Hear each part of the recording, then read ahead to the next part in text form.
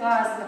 Мне уявилася ситуація, коли лохнесская бучварка, лохнесска, змогла приплыть некими там своими водными стежками, подземными, подводными, праз реки, море в нашу Беларусь, и споткала ее на для саженки Аполлоника. Кто такие Аполлоник? Кто не дает?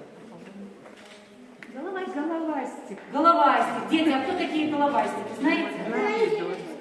Это будущие жабки. Да. Так вот, Аполлоник, головастик, это Аполлоник по-белорусски. И нашего Аполлоника в книжке зовут Аполлон.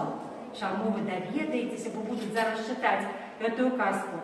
Ну и вось Лохнесска таким чином перетворилась, но это была, она дала импульс, идею для написания книжки.